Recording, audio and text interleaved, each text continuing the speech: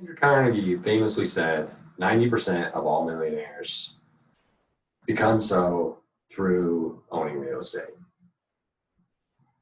And let's be fair, almost everyone at some point or another is going to want to buy a house or an investment property or something of that nature. And at 20 years old, I purchased my first investment property.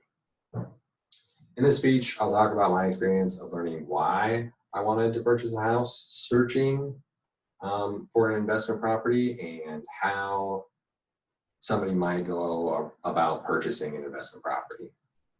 With this in mind, first, I want to talk about the why behind purchasing an investment property for me. And mine started with my grandma, and she taught me about fixing houses and the pride that you feel when you take on a project like that how great it makes you feel. And that was one of the first reasons why I decided I wanted to get into this. The next big thing for me was books on how money worked. And every time, without fail, any book that I read that was about money, it was related back to real estate in some way, shape, or form. And also how to make money work for me so I didn't have to work for it, and I could focus on my hobbies and get more stuff done that I wanted to do.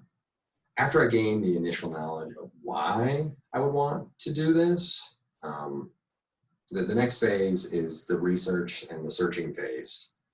That for me, the big part for searching ends up being emails. And those emails, whether they come from a realtor or auction houses or just somebody that you want to hand your card to, it can be anything. And those leads are the start of the research phase. And the research phase is going to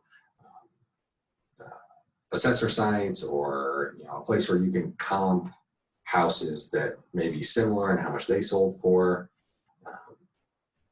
and that type of thing. And then the last part of the research phase is actually going to the house and seeing the condition of it. You're not looking for anything that's all spick and span and polished, but also you want to make sure that there's nothing like too wrong with it. And by too wrong, I mean like structurally bad or it's literally falling apart. That wouldn't be good.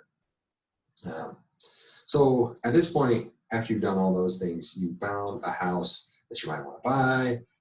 And the next part is just that, is actually buying the house.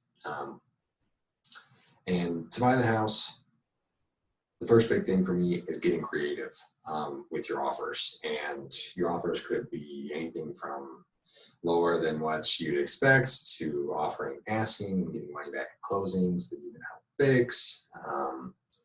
Or maybe buying out a contract. There's tons of creative ways to buy a house without putting too much of your own money in, which is great. The next thing is, if you're creative enough, you're going to make sure you want to talk to the bank and make sure it's okay, whatever you offered, and then you get that all rolling. And just remember, there's always more than one bank. So if one bank says no, don't matter. You can go to the next one. And the last line item for buying is actually buying the house. I know that seems weird to have that be its own line item, but it deserves its recognition, because it can be, you can be anxious about it, you can, be nervous, whatever happens to be the thing.